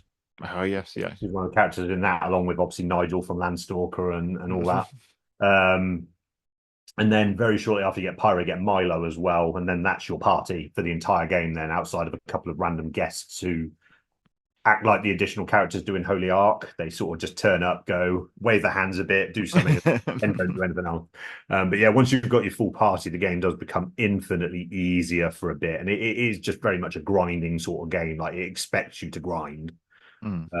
But it is, as you mentioned, because obviously we're doing this chronologically, it is set much later. So you're actually fighting Dark Soul 2, who was the son of Dark Soul, who, Hmm. amusingly enough, Dark Soul did his thing with Michaela, Dark Soul 2, and then you got that antagonist. So that, again, it's all coming together. Yeah. So that's definitely one I want to. Yeah, I'm looking forward to getting to that one because obviously the next game, Shining the Holy Ark, is obviously, as I was saying earlier, one of the games that got me into RPGs. It's the first RPG I bought and beat, and got really real fondness for that one. I think it's an absolutely phenomenal game, and Yeah, I think great. it. Whenever I talk about it, I recommend it to anyone. It's for anyone that loves RPGs. I feel like it's one of the most underrated in the genre ever. Um, I just think it's from I think the beginning's a little slow Mm. where you're in the mines. Although last time I started it, I found that they went by a lot easier. But I just remember the times that I did play through it all that I was in. It felt like I was in there for hours, and there's no save point in there, and you're just trying to. It's just like you've got But the very music few. is so awesome in that mine, though. It makes It it so is, yeah. tolerable. Very atmospheric and suits it perfectly. The Mm. music in that game is phenomenal. I think it looks amazing as well with the polygonal world and the kind of the digitized sprites as the Mm. visuals. I think it's a stunning looking game. And then obviously, so in Darkness you just have the party of four, do you? A party of three, yeah, yeah. It's Oh, literally party of three. you, Pyra, and Milo. That's it. Just the Okay. three of you, and then a couple of guests randomly, but they don't last very long. Yeah, because in So, Holy Ark, you obviously get a party of four, but you get additional characters that you can bring in. You can rotate them, and there's a couple of hidden ones as well. And mm. then you pick up the fairies, which let you get in preemptive attacks. And yeah, one of the times I beat Shining the Holy Ark, I actually got all 40 fairies, which took without a guide as well. Um, this is when I was playing it. It must have been 98. It's Mm. before Shining Force 3, and it literally was checking every single piece of scenery to find a Mm. fairy. Um, got them all. So I was quite pleased with myself. Won't do that again. That was those I'm going to simply just do not keep have that. that save to one side, and when Oh, I've that save played it is long gone. again, That save is long gone. I think yeah. I've got the memory cartridge that was probably saved on, but that cartridge is wiped. It doesn't even work properly. So, Hmm. um, but yeah. So how far have you got in that one? So it's the one game on the Saturn for the Shining series I don't have Hmm. as a PAL version. I've got a Japanese copy of all the Shining series on the Saturn, Yeah. but I don't have a PAL copy of it, so I've just had to play it through the Fenrir. But I played it the first time, and like you, I found the mine's a bit of a slog the first time. Um, but obviously, awesome music, and that battle music's so cool. Yes, yes, brilliant. The Yeah. music, as I said, the music is phenomenal. Well, that was the first time they brought on Motoi Sakuraba. So I think, if I remember rightly, Camelot did Beyond the Beyond on PlayStation, which is the first time they Hmm. used that sort of style with the digitized sprites. And then they obviously moved on to Holy Ark before doing 3 and then Golden Sun a little bit after. But um, so yeah, so I found the mines a bit of a slog the first time. Got to the village to save, and then didn't touch it for absolutely eons. And then I went back to it last year on my Saru. So I started playing the PAL version through that. And I got through the mines again, and I was just dancing around everything at that point. I think I must have got used to the gameplay loop, so I spent more time in there because I was just digging the music so much. It was just like, "Yeah, you, bye bye." So I did that. I got to the village. I did the forest after that. Picked up the wolf character. I Yep. can't remember his name, unfortunately. Doyle. That's it. Went through the underground passage, and then you go into that sort of like big gated town next to the castle. That's right. Yeah. where the one of the demons comes and has a bit of a word with you in the city street, and then Yeah. I saved it there, and then my Saru decided it wasn't going to load any games or do anything after Oh that. no. So I'm like, oh, for God's sake. So yeah, I haven't actually played it beyond that point, unfortunately, which is a bit of a shame because I was Yeah. really, really getting into it. Oh, so the Saru is that was it is it stopped working entirely for you, Yeah, that it one, just or? I don't know if it's just the cartridge slot being finicky as Saturns always are, but I've tried it on several Saturns. I've unplugged it, replugged it in, and plugged it, and it just doesn't want to load anything that's on there. It just comes up with nothing. Right. And I had a similar issue with my Fenrir around the same time, so I was there all sort of like rocking in a corner, like I can't play my Saturn. Oh dear. Thankfully, I got the Fenrir working again because for some reason my Fenrir occasionally it doesn't like the odd fan translation project. It will play all the games, and then as soon as I put something like Princess Crown translated or something like that, it just goes, no, I'm not going to list any games for you. But it seems to be working at the moment, so I will get back into Shining Holy Ark, albeit I'll have to start again from scratch. But it's a great game, so I don't mind doing that. Yeah, yeah, yeah. It's a shame that it's so hideously expensive. Another one that's Yeah, um yeah. because it was one of those because I've got my original copy from 1997 and I was just like, everyone should play this game. It's amazing. Why isn't everyone playing this game? It's too Mm. expensive. I was like, what? Oh, okay. Well, I didn't know about it back in the day. It was only when I started researching Shining Force 3 in the sort of like early 2000s or whatever. I actually found out it Mm, is a prequel to Shining Force 3 because a yes, special character crops up in it later on. absolutely. Yeah. I'm sure you'll mention when we get onto that part of 3. But yeah, so I really want to play it because that's like my favorite character in 3. Yes. Yes. So yeah, obviously the Vandals and etc. all in Yeah, in Garm obviously being the main Garm. one, isn't he? So Yeah, it's a brilliant character as well. mm, Um, he always because he really appealed to me because he's clearly not evil like the rest of the Vandals are, but he's not good either. He's kind of mysterious and he's just yeah. I know what's going on, and I'm going to weave this wicked net, but you don't know what's going on. yes. Ha But yeah, Shining the Holy Ark, as I say, brilliant game. And yeah, once you get out of those mines, and I do love that you get out of the mines and then you're into this town, it just feels like it's kind of almost like Oblivion when you get out of the dungeon and then Hmm. you see the wide world. I feel like Shining the Holy Ark is that, but done 10 years earlier Yeah, to a I mean, degree. obviously you've got a world map to go between You locations, but have, when you yes. go to the locations, they're fully opened up. Like you can walk around the towns in first person, which is something you couldn't do in Shining in the Darkness. You've just had the one town Yeah. that you sort of rotated around. So it's sort of because it is an evolution of that style of game, it just feels like a massive leap from 1990 to 1997. Yeah. But And you obviously can go into the pub and see people drinking beer, and you see Basso and who's the other bounty hunter? I can't remember her name now. You see yeah, them in. no, it's not coming to me either. So because they were the ones that were working with Lara, weren't they? Yeah, that's right. Yeah. Well, yeah. So brilliant game. And then of course, Shining Force 3. I have only ever played the PAL version. Um, as I say, I played it so much, I was kind of losing my mind to it a little bit. Mm. I think it's one of these like similar with Grand Theft Auto San Andreas, to go on a bit of a tangent. I had glandular fever when that came to Xbox. I bought it on Xbox, and I was bedridden, so all I could do was sleep and play that game. And I was having night terrors about San Andreas closing in on me. So I've not been able to play that game an awful lot since. So Shining Force 3, I played it so much, I was dreaming about it, and then I kind of didn't play it for a while and then went back to it. And when I went back to it, when I was doing my top 30 Saturn games on Twitter, which would have been quite a while ago, and it was one of those. I was like, yeah, I remember this being amazing. It's definitely a top 30 Saturn game. And then it was like, nope, as the more I play this, it's definitely a top 20 game. And What's then top one game as well? It's top one game.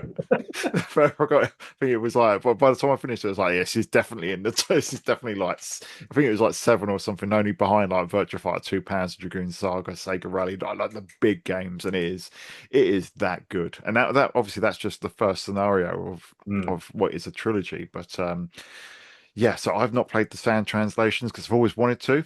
They've had numerous updates now. I think they're on update, what, 27 is the Probably I translate. haven't paid attention. I just grabbed it and just played it. I was like, "Yep, I've been after this for decades. I'm doing it." But yeah, the first one is if you just play that first Western version, it feels like a pretty decent self-contained story. Hmm. But then, as far as I'm aware, the obviously the translation updates the original as well to restore some of the original story to that. And that I think the ending, and you'll know, ends on a bit more of a cliffhanger to lead into the Yeah. next So when game. they brought it out in America and Power Regions, they changed the ending to obviously make it a bit more final. So at least you feel like you've completed the story effectively. Yeah. But then, as you said, the translation from Shining Force Central does change it back to how it should be, so it leads on quite nicely.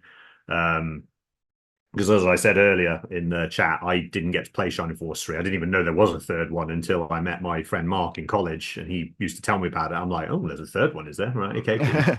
And he lent me his Saturn on that little swap, and I played through Panzer Dragoon 1 and 5 first because I was like, I really want to play those. I've been wanting to play them for ages. I've heard loads about them. Tried Darksaber and thought this is awesome.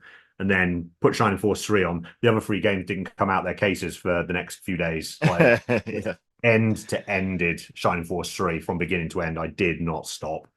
And when I got to the end and realized I'd missed one secret character, I got night terrors. I was like, no. Which character was it? Oh, I forget his name. It's the barbarian with the sort of metal plate that you get when you go back to Symbios's hometown, Yes, yeah, yeah, I about know the sort of one you like the mean. halfway point. So when I played it again more a couple of years ago and went through the entire trilogy, I was like, I will get him, I will get him. And I was just there. I had the like tab open on my phone. I was like, I will not miss this guy this time. Because when I was talking about elaborate secret characters, it's the penguin that you have to Yeah, always you have kind of Ken. it's pen, yeah. Yeah. You have to carry the egg around. Mm. Oh, that's an odd one. Yeah, I Um, mean, there's quite a few odd ones, but that's definitely one that stands out quite a lot. And to be fair, Penn as a character isn't really all that amazing anyway. It's more of like Jogger is in Shining Force 1. yeah, It's just one of those inclusions that's there for a bit of fun. But when you do level him up, he actually becomes relatively decent, and it's a yeah. bit of an ongoing joke as well because there's a penguin character in all three scenarios. Oh, right. Okay. Yes. Because Yeah. see, when you finally actually get him, he'll be like level 1, and you're already like everyone's probably been promoted by the time that you've done it, and it's Yeah. like, okay, do I really want That secret dungeon got played a lot to? Yes. because I just had not touched him. I'm like, I really should have leveled him up sooner because this is taking forever. Yeah. See, when I first played it back in '98, I got to the final boss and I just couldn't beat it, and I was just like, how are you meant to do this? And it was only when I played it years later that I discovered kind of the secret hidden area. It's like you have to Hmm. because I think I saw it when I played I it didn't know through that about it. first time. Yeah, first time I played it, I didn't know about it, so I just went in against the Valkyrie. So there was the two fights concurrent. So you had one That's where right, yeah, Claude buggers off and goes and does the lever on the hill. That one yeah, I struggled with a little bit, but I did get through it. And then the Valkyrie itself was quite a tough battle, but I got through yeah, that. I think there's a very small battle at the end against one of Midion's brothers, if I remember yeah. rightly. Yeah, so you fight against one of Medion's brothers as the final battle, if I remember rightly. Hmm. And that one wasn't too bad, but yeah, I managed to get through it the first time, and obviously felt, oh my god, I've just experienced the greatest strategy RPG I've. And then I researched into it and found out that obviously we didn't get the other two scenarios, but I was absolutely nuts on it at that point. So I was part of a Fantasy Star Online clan at the time, and Hmm. me and my friend Mark ended up using Symbios and Julian as our sort of profile pictures on the Hmm. forum. And then I managed to talk my cousin into being Meteon as well. So we could have it on. I was absolutely nuts about the game when I finally got to play it. I thought it was one of the best things I'd ever played. So it's in my top five of all time. Yeah, same. I think it's an absolutely phenomenal game. Just in general, I think it's one of the best of the generation. Just a real shame that it came out so late in the Sega Saturn's life, Yeah. and that we obviously didn't get the other two scenarios translated. But at least we Um, got it, unlike Final Fantasy Tactics. this is true. This is So true. we got the And a lot better of one. other, yeah, and a lot of the other RPGs we never got over in the Power regions. But But But yeah, yeah, it really plays on those strengths of the series. You know, we talked about how the promotion is kind of dialed back from Shining Force 2, yeah, but I think yeah. There's it no really plays. branching. Yeah, I think the fact that you've got, you know, the scenarios, as I say, what I was saying earlier, one of the things that I love about the Shining series is just how interconnected all the different games are, Mm. and I think obviously the scenarios will just really play up on that when you've got Well, kind I of mean, even though obviously our version of Shining Force 3 wasn't connected to the other two, the earliest choice you can make is quite literally the second battle, yeah. where you've got what's his name? Hayat, the archer guy whose name completely escapes me. And then you've got Garrosh, his brother in arms, down the bottom. You can either let him die, and then you end up Yeah. getting Garrosh's brother in Jade in one of the other scenarios, who actually drives a tank. Sort of thing. So he's one of those characters. But obviously, if you save Garrosh, you can then get him in scenario 2 instead. So even as early as the second battle, you're already or third battle, you're getting a choice that actually matters later on. And yeah, that is one of the biggest strengths of 3, because there's just so much you can affect in scenario 2 and 3 just from the first one alone. So, Yeah, it's phenomenal, and you know just the variety of battles, the scale of them, and that final even in the scenario one, you've got the final battle with the Titan, and you've got two armies, and I don't know if any other game does it in the series, does it? no, yeah, the third one obviously changes up some of the battles as well. So some of them aren't just fight the battle. You've got somewhere you've got to escape to a certain point, or you've got to protect Yeah. civilians or whatever. And then obviously you've got the Titan at the end, which is not called the Valkyrie. That's just the name of the music, because obviously I'm stupid. Valkyrie was in the third game, but it's all the same music. But yeah, so you know, and that's quite a large monster. That's almost like fighting Dark Dragon, effectively, where you've got like the Mm, multiple spaces where you can actually hit it from. yeah. There are spots where you can not cheese it, but you can have a bit of an easier time with it, and you can do the same with the equivalents in scenario 2 and 3 as well. Yeah, I think yeah, the battles are there's a lot of variety in there, and I think you know the move to 3D I think really benefits it. I Mm. think you just get this increased feeling of scale and scope through it all. And Mm. some of them, you know, even though they're kind of I suppose 3D Saturn graphics that people love to scoff at, I think some of them are absolutely beautiful. I think there's a battle by a waterfall, isn't there? I think where you're being pursued Yeah, by that's yeah. thanks for reminding me of that one just after you lose Julian. Yeah, Gollum comes in sporting a much nicer version of his theme from Holy Ark and just Yeah. tosses them over the side. Yeah, no, that is a pretty good fight, to be fair. But just seeing all that in 3D, you know, because you've got all the sort of environmental effects, like you've got an earlier battle where you've got the train. Yeah. That's a tough one, that one, especially if you're trying to save all the civilians. But just seeing that move like every turn or so across just gives you that sense of scale of how much bigger the game is. Because obviously the first two are very static in a lot of Yeah. their graphics, and then you go up to 3, only what 7 years late? No, not well, yeah, about 7 years If- later, if that. And you've got these big character models that are absolutely, you know, cover the screen, and they're actually moving properly. You know, prepare yourself, jump Yeah. forward, you know, stab someone, or it's just like you know, the fire will just completely consume the screen and explode. You've got this tiny little elf lady like Masculine just going, "I'm going to burn you now," you know.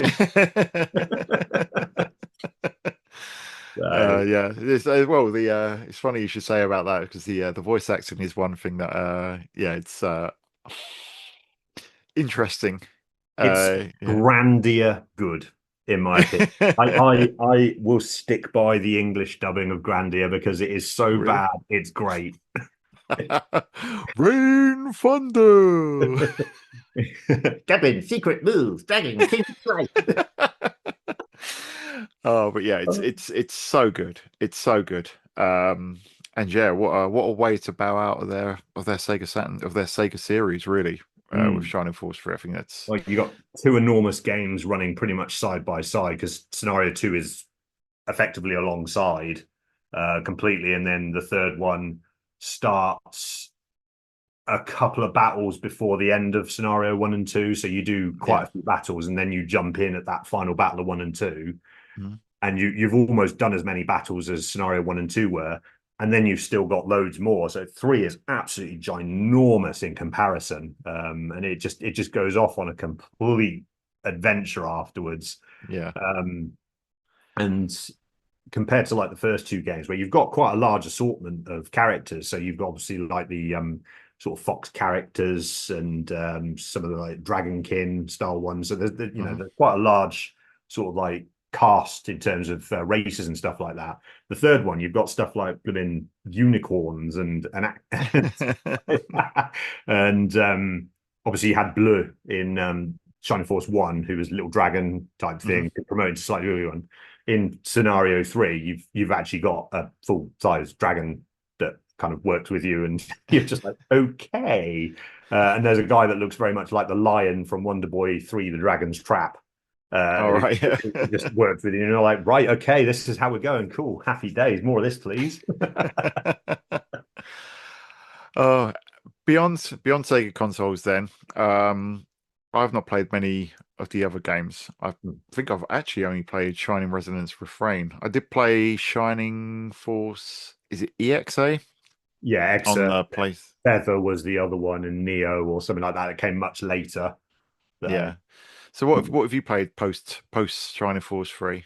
If you played? so I've got all three Game Boy Advance Shining games. So you Yeah. had the remake of Shining Force, which graphically it was sort of a bit of a downgrade in my opinion. It was very sort of saturated, but the game itself was still very much intact, and it actually added in three new characters and a Mhm. sort of side story that was actually the daughter of Ramladu, one of the later Okay. boss characters. So you find out a little bit more about his story. So they add a lot more narrative in between some of the battles, which does sort of bolster the story up a little bit. But she is Princess Nash, her name is. She is completely broken, like quite literally a mace wielding healer who can hit hard but can heal a lot. And you're just like, okay.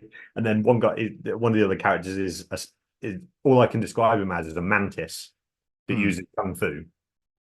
And Okay. again, completely broken, like really powerful. And the other guy, Morlock, I think his name is, he uses cards, which you can get throughout the game. So you can get cards of like Hands, cards of Diane, like all the Mhm. characters, all different effects or whatever. So yeah, three new characters and they're just completely broken.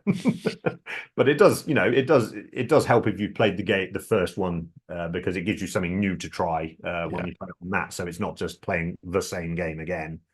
Um, or whatnot. And then they released Shining Soul, which I would describe as very much a Diablo clone. It's an Okay. isometric slash. But because I was playing quite a lot of Fantasy Star Online at the time, it felt like I was playing an offline Fantasy Star Online Yeah. in the Shining world. And it is quite limiting. You've only got four character classes. I think it's like your knight, your archer, your mage, or whatnot. And um, there's quite a fair few levels in it, but they're very corridory. So just like a lot of hack slashes, to be fair. So it was all right. It wasn't the greatest game ever, but it was good fun. It sort of semi tied into the story of Shining Force One a little bit with the resurrection of Dark Dragon and all the rest of it, but it was Mhm. very tenuously linked to the point that it was probably not actually canon. Yeah. And then they released Shining Soul 2, which basically just turned it all up to 11 and added in at least four or five new character classes like witches and thieves and all the rest of it. Mhm. And is effectively a much better game than the first one. But it's very much in the same mold still. It's an isometric sort of hack and slash. And I've Yeah. not completed that one, whereas I have completed the first one. But they're all worthy games. They've got really nice art, and Mhm. obviously they're set in the Shining world. So if you sort of know the lore a little bit and the races and things like that, you'll slot right in with no real issues. And obviously, being on the Game Boy Advance is pretty easy to emulate if you needed Yeah. to. Who's the dev behind them? That is a very good question. I want to say Dimps, but I'm Okay. I'm not 100% sure because it's been quite some time since I've played them. But I'm pretty sure it's one of those because they did Sonic Advance games, didn't they? They did, yeah. Yeah. Yeah, which are great. Yeah, they love that love the Sonic Advance games. Mm. And Shining Resonance Refrain, I've one that we've both played. Mm. which was I thought it was okay. Yeah, Um, it's hack and slash, isn't it? It's just yeah, another anime RPG style game, you know. yes, a lot like the Namco's Tales games, I think. Great series that. I love the Tales of Yeah, series. yeah. I don't think it was up to the standard of those games, but it was definitely had its own kind of charms, its own mechanics. Kind of the music side of it was kind of I did actually kind of enjoy it quite a lot. Um, so yeah, it was perfectly fine. Wasn't really a shining game. It didn't feel like I don't think it ties in with any of the previous ones. It No, just feels I like don't think a a lot game of only. the I don't think a lot of the sort of PS2 era onwards ones really probably felt like shining games. There might have been a few links or whatever, but because Camelot weren't working on them at that point, or Yeah. something planning, or whichever dev of the day it is, because they all change their name so many times. Yes. So yeah, they probably didn't really feel very Shining Forcey in comparison. So I think sort of Shining Soul 2 was the end of the sort of classic series in that regard. Yeah. So Which is a shame. It'd be good if someone. 'Cause, I mean, the lore is out there. Just get someone mm, to play. Well, we'll go into is it Shining Force Legacy? The mm. yeah. What, a mobile game that they were going to No, do. no. I mean on Oh, the fan site. ah, Um, can't remember. that's true. Shining Force Central. All the lore is on there. It's just if you're a dev, just look on there and Yeah, they've done all the work for you. I mean, they've yeah, translated exactly. Shining Force 3, you know, just use their work. Yeah, give us Shining Force 4.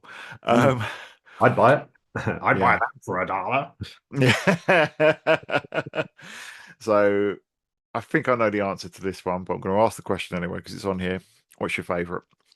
What's my favorite? No, it's clearly going to be Shining Soul. No, no, it's Shining Force 3, without a shadow of a doubt. The full trilogy is just epic beyond belief. I mean, yes, it's technically three games, but each game is easily a full-size adventure on its own, and they can be played individually, especially the first one in its Western release. Yeah. So you don't feel like you're missing out it per se, but when you play them all three of them back to back, like I did a couple of years ago, I literally just went from one to the other to the other. I didn't play Yeah. any other games in between. It definitely felt like probably the most epic adventure I'd ever been on in a very long time. Oh, yeah. I mean, it's my favorite as well. I mean, I've not played as many as you have, or I've definitely not beaten as many as you have. But yeah, Shining Force 3 is my favorite, followed by Holy Ark. Mm. Obviously, I've only played the Western version of 3. I do need to play. I will make my way through. Just got to get through the book one boss on CD first. Um, but in terms of legacy. Um, Obviously, the game borrows a quite great deal from Fire Emblem, as we said. But in your opinion, would you agree that it set its own kind of mark on the genre, particularly when you look at stuff like Vandal Hearts and Final Fantasy Tactics? Yeah, no, absolutely. I mean, obviously, Fire Emblem only predating it by a year originally. So while it's obviously got some of the sort of strategy RPG hallmarks, it very much carves its own way through because Fire Emblem had permadeath. This one didn't. This one had town exploration. Obviously, the graphical style from Yoshitaka Tamaki gave it its sort of like different edge. I mean, it's a shame he died a couple of years ago, which was really sad. But so we're never really going to see art like that again. But it definitely carved its own way because obviously it started off as not even a strategy RPG at first, and you think Hmm. Shining in the Darkness came out the same year as the original Fire Emblem, so Yeah. it's not like they were fully copying it. And then you've got other strategy RPGs at the time as well that came out even on the Mega Drive, like Langrisser or Hmm. War Song, if you know, for our American cousins. But Yeah. but again, even that is very different in that you fight with armies effectively. So you've got one character and then like loads of troops under them, and you just see this massive little skirmish or whatever. So I think, they've all carved their own sort of way to feel very, very separate. And yes, Fire Emblem's still going. It's stuck to its guns, doing its thing. But it wouldn't be until the was it a DS or 3DS game, Awakening, where they Yeah. finally added in a casual mode. So you've got all these people who are currently playing Links on the Nintendo Switch Online, and they're going to have to get used to permadeath. I completed that one a couple of years ago. I wish I'd picked it up at the time because I played it and loved it, and I Mhm. just never got around to picking it up. But I've got it now, thankfully. Yeah, I've never beaten a Fire Emblem game. Well, one game I do really feel, and it's one that you've actually played recently. One game where I really do feel like that there is definitely a Shining Force influence in there.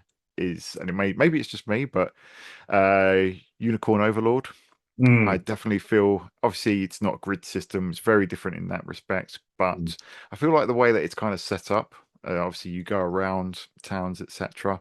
mm, But then you do command armies.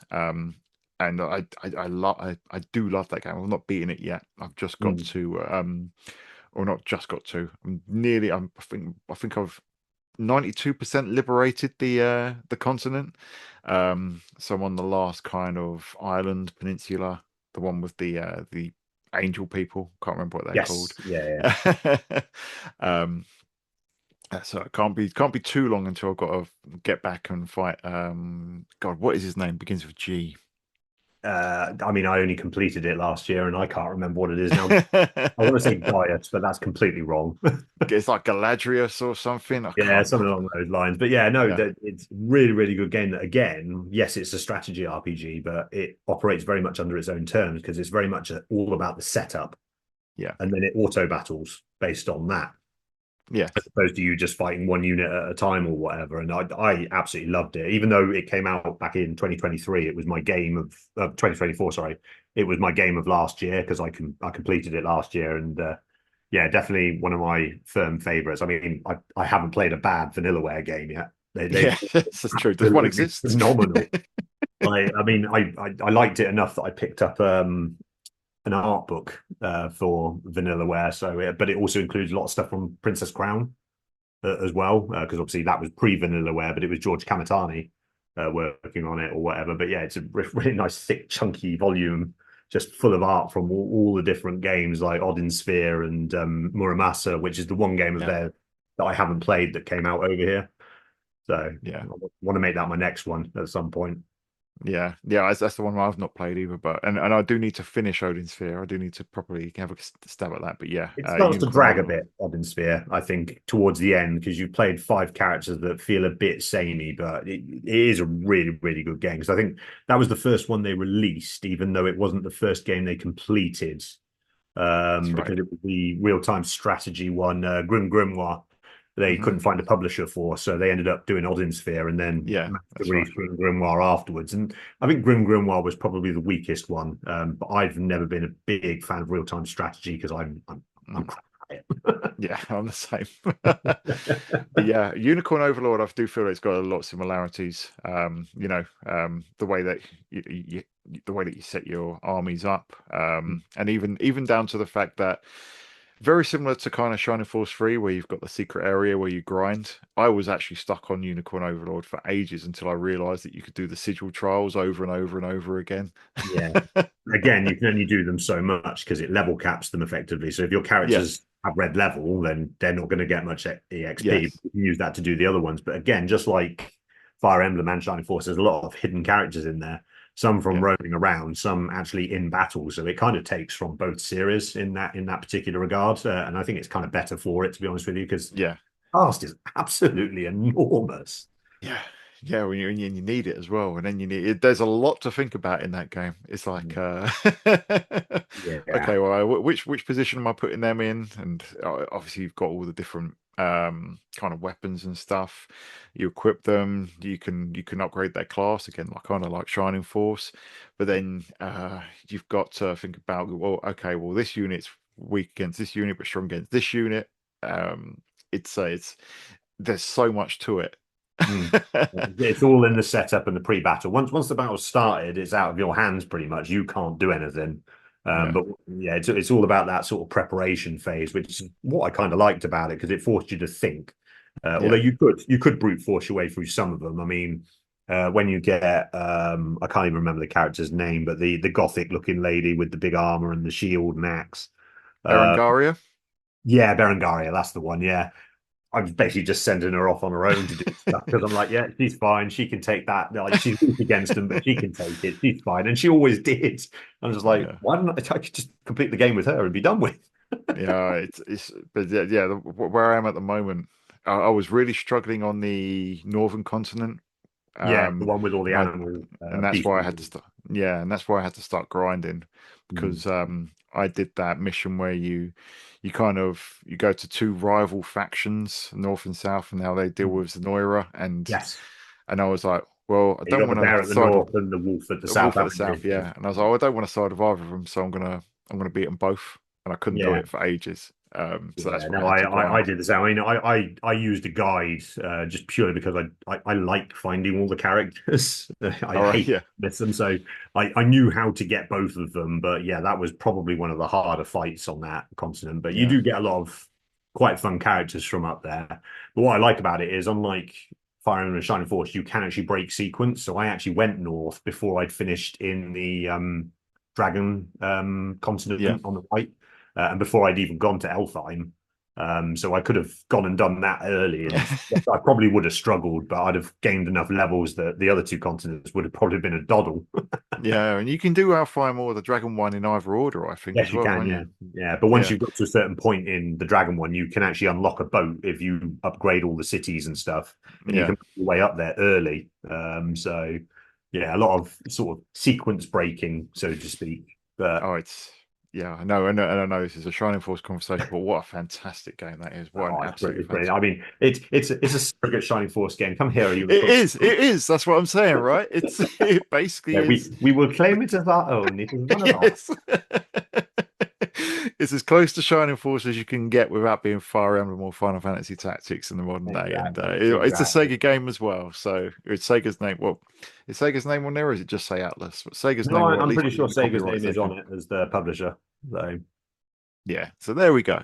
Um, But aside from Unicorn Overlord, if anyone was meant to say, right, well, this huge, huge series, where shall I start? What's your recommendation?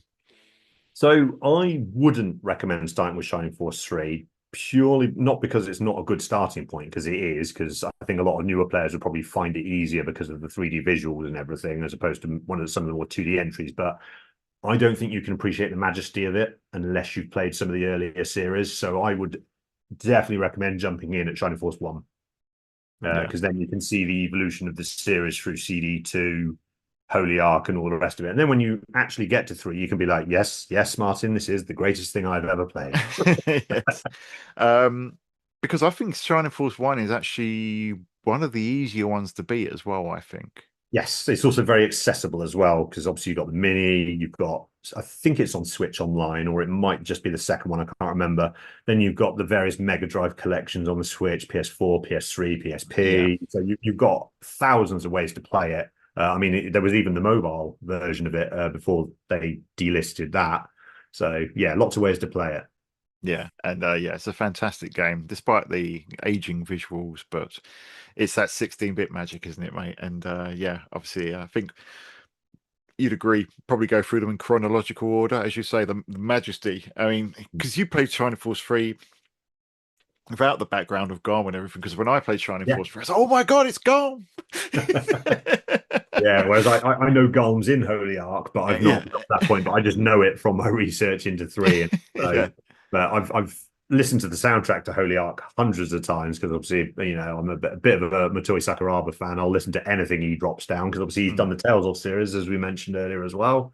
So he definitely gets about with it. But but yeah, no, certainly Shining Force 3 and Golden Sun, two of the best soundtracks I've ever heard in my life, both from that bloke, and neither of them have been released on CD, which makes me very, very, very sad. Although he did do a remix album for some of Shining Force 3 called Force of Light, Okay.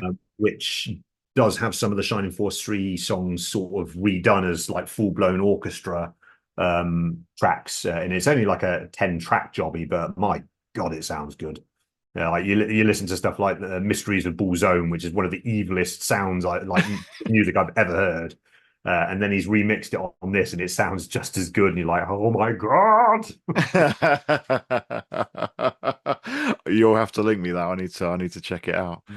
But yeah, I think it's such a great series, and that's why I've been kind of keen to talk about. And that's why we were talking about topics to talk about, and I know you're a big fan of this. And even though I haven't played them all or beat them all, the ones that I play I absolutely adore. And I think it really is such a special series, and it's a real shame that they don't make any more of them. As I say, Mm. we've got games that are shining in name only, and we've got games that are like this one. But those that crux those Mega Drive games, sorry, those Sega games from Mega Drive, Mega CD, Game Gear, and Sega Saturn, they're just masterpieces. To think, 8 to they're all 32-bit was just special. Like it was the yes. special times. Nothing's going to beat that era of gaming in my mind. Nothing.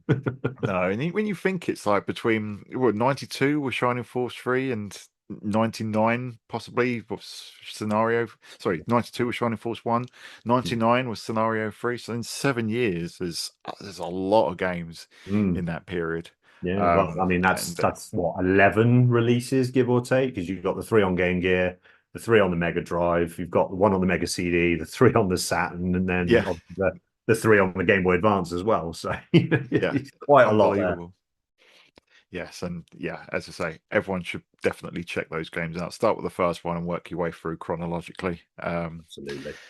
Superb, mate. This has absolutely flown by, this whole conversation. So As I can't believe it's been practically 2 hours. I know, but thanks so much for coming on. I think, yeah, I will definitely have you back on to talk Mega CD and with when James comes back, and something else maybe beforehand I'm trying to sort out as well. Okay. So I I look don't know forward how to this. hearing about Yes, yes. Well, we did talk about it on social media briefly. it. But it may even be the way that this pans out. It may even be the next episode after this. We'll see. But mate, thank you so much for coming on. Let our viewers and listeners know where they can find you.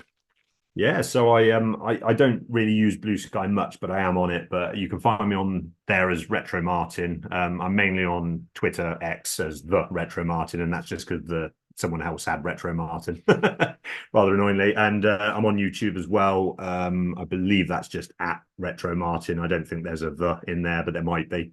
Um, I think it is the Retro Martin yeah, on you. That's so how I found you. I'm coming to it later. So yeah, so those are my three general ones. I do have a podcast that has all of one episode so far on stuff like Spotify and things like that as well. Again, under Retro Martin, I'm almost done with the second episode. So yeah, I'm on lots of different things. So Fantastic.